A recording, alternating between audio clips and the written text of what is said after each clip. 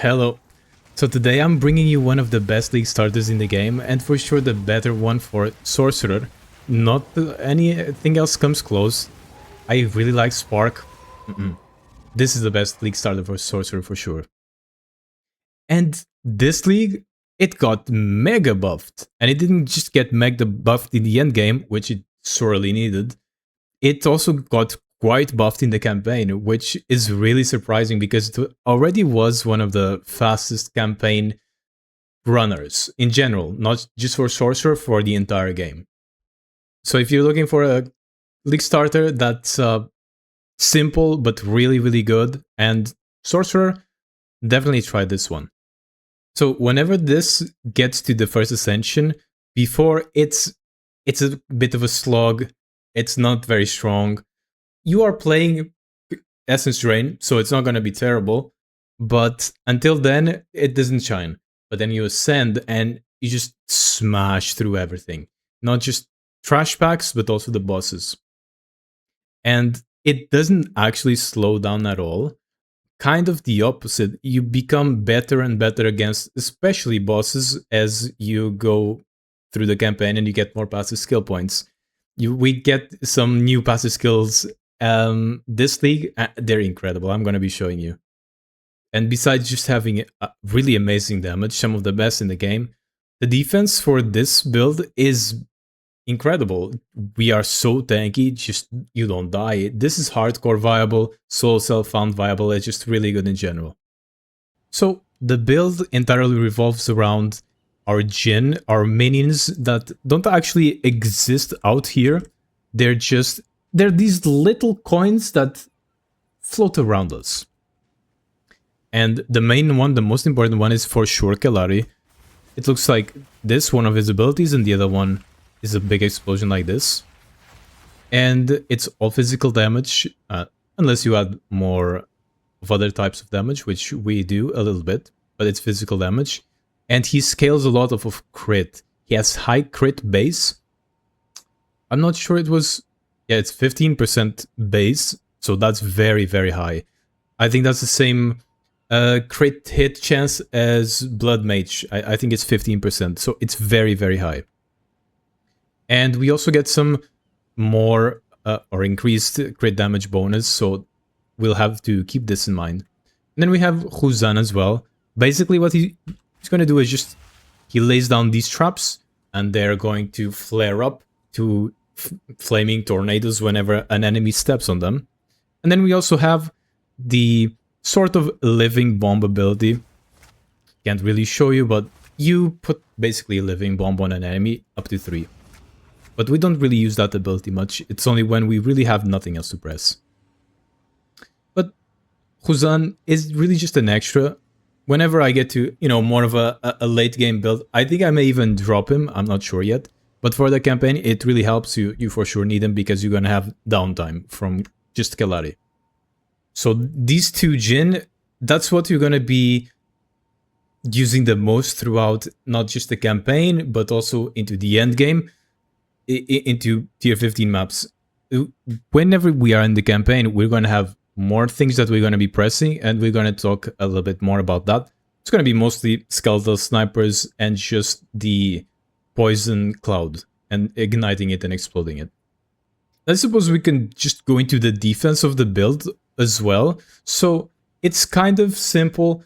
Besides the energy shield, I have 4,000 right now. I basically just got into tier 15 maps, and we're gonna use a shield too, which it's huge. The block chance is huge. You really, really feel the difference between using a shield or anything else. And we don't really have a use for a focus before we get the +2 to minion skills, which is an end game thing. So we're going to be using a shield, and it's going to make a huge difference. But besides that, it's going to be blasphemy as well. And I really recommend getting this as soon as possible. It's going to cost 60 spirit, but it just slows down everything around you just down to a crawl, which makes you much, much tankier consequently. Alright, so to go through some of the progression, I'm going to be going through the Mobalytics guide that I'll be providing down in the description. And it goes from just straight to level 1 and then to all the way to tier 15 maps. So you just have to click through these and you'll have, each step of the way. And we can see all the damage phases here.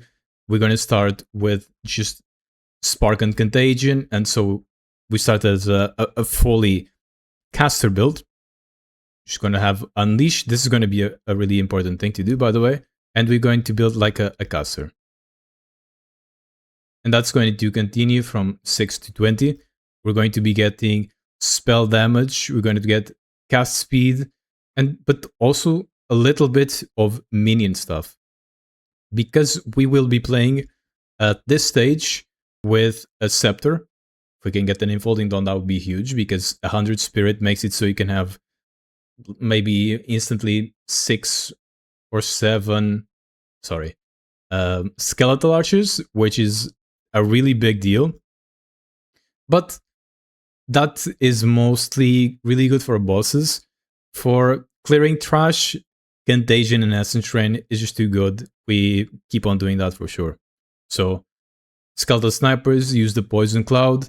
If the Fire Attunement support is not enough to ignite and explode the cloud, then we also have Volcano. And Volcano is also good for another reason, which is this notable. It increases your minion damage if you've hit recently. And because Volcano keeps on erupting, right, and just doing little hits to the boss, it keeps on proccing that. It's going to stay active for the entire boss, basically. And then we have Orb of Storms just for shocking the boss. Now, when we get to the first ascendancy, we want for sure to switch to a shield. We don't have a use for a wand and plus level 2 spells. We don't use spells anymore. It's going to be all about our Kelari, and it's going to still be about the Skeletal Snipers too, because we don't have enough cooldown reduction to just press Kelari buttons. And here, I'm going to be talking about a few important things when it comes to the rotation, and I even give you, the actual rotation, right? It's really important to pay attention to this part right here, or just really just, it's about the deception. You're pressing them all in a row, because the more times you press it in a row. This is an Archon of Undeath proc, by the way, so I can keep on pressing this forever. The damage is absolutely insane when you do this. Each time, let me see. I probably type it here. Each consecutive use of Deception is 50% more damage. It just keeps on ramping up and up and up. But I think it's like probably recent casts of it or something, because it doesn't ramp forever and gets to infinite damage. It's not like that. But you want to indeed just, whenever you start pressing it, you want to keep on pressing it. If we go into the passive skill tree at this point, what we start grabbing is of course going to be minion stuff. We go up to here.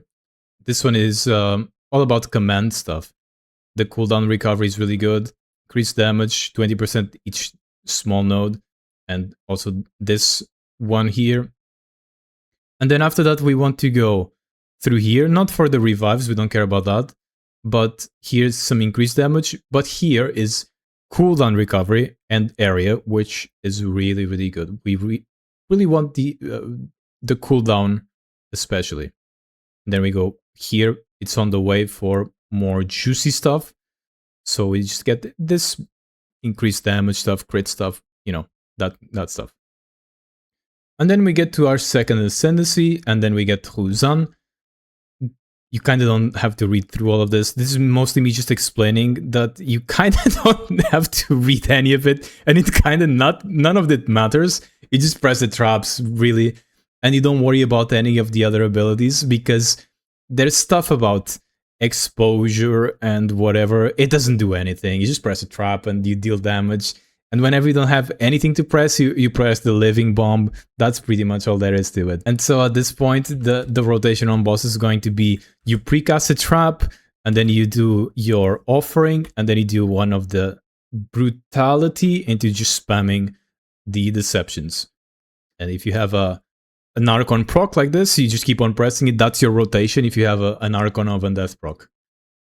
And now here's when we get to the new juicy stuff for minions, and especially this build, right? So these passive skills are completely new, and they give you Puppet Master. Let's look at them in the game. It's prettier. So what Puppet Master does is pretty huge. So a stacking buff, which grants 10% increased skill speed with command skills, 10% reduced movement speed penalty with command skills. So in the end game, when we're going to run around with 6 stacks of this and the increased effect of Puppet Master, we actually get 100% reduced movement speed penalty with command skills, basically. So you can be holding down the, say, the disability. I keep on forgetting which one is which. And as you can see, I don't really move slower. Look, this is me not holding it, this is me holding it. It's just the same. It's really nice. And there's a little bit more too. Increased damage for 10% for each stack.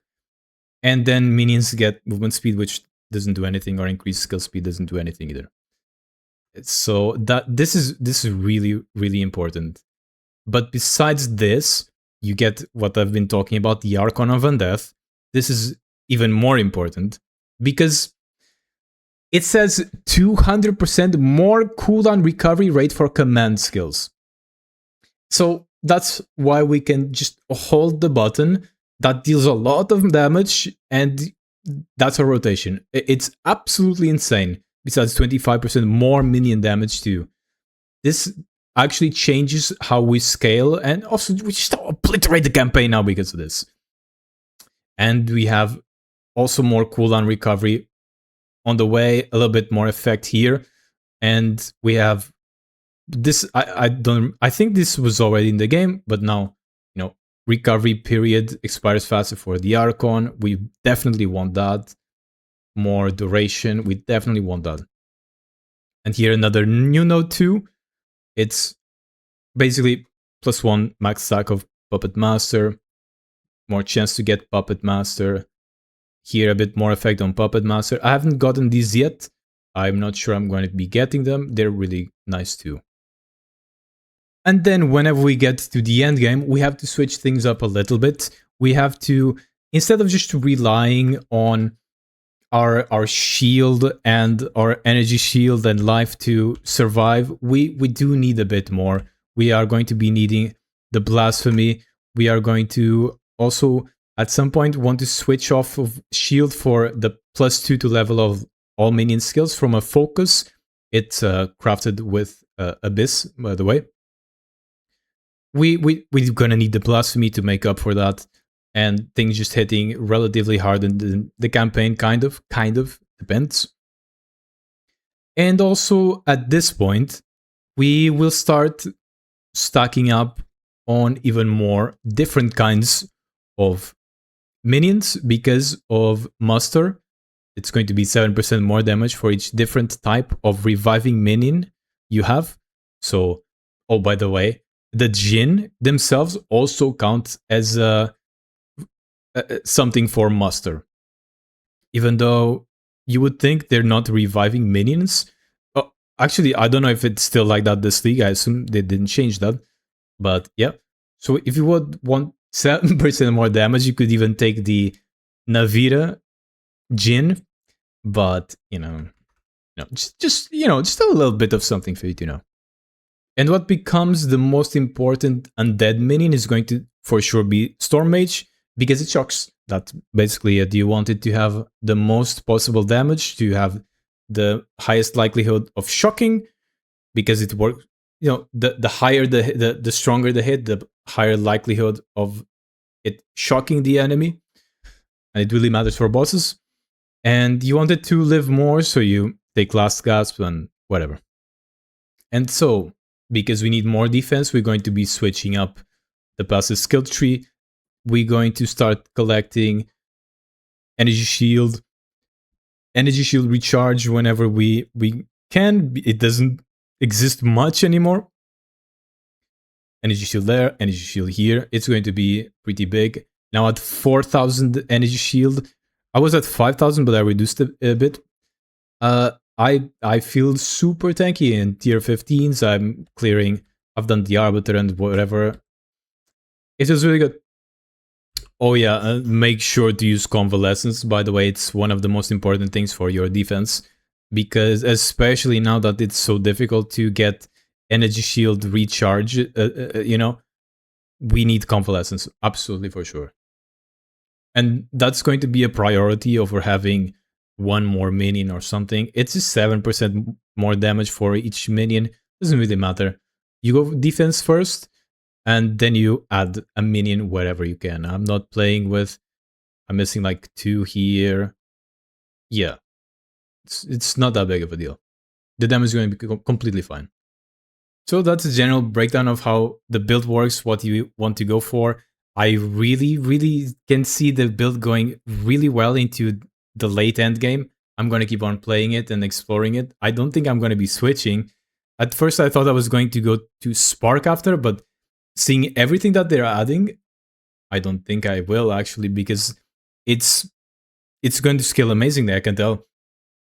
We can keep on scaling cooldown. We can even scale some area, which I'm really interested in trying. You know, I don't think we're going to be covering the entire screen in our abilities. We won't. That would be so broken. But the damage is going to scale really well. We can get +5 to minion skills on Amulet now. We can get +2 on Belt. There's just so much that we can get that we couldn't before. There's some new modifiers on rings. There is just so very much. And what I am curious about is how low or how high the uptime on Archon of Undeath we can get to. I don't think it's going to be 100%, but I think it's going to be pretty high that we can get it. So I'm going to be trying that. That's going to be the #1 priority, because Archon of Undeath is just broken on this build. It's mega broken. So I'll be continuing exploring that as I go along. I'm playing Soul Self-Found, so it's going to take a little bit, but it's going to be good. And I hope you enjoyed that video. I hope you enjoyed the guide. I hope it's helpful for you. Let me know if something wasn't great in the video. I'm a bit rusty when it comes to making videos, so just let me know. And you know, subscribe to the channel. It helps out with the monetization and stuff like that. I don't have that yet. And you know, if you like the video, the algorithm likes that. It pushes the video to more people, and that's a good thing for me. So I hope to see you next time, and I hope you enjoyed it. See you.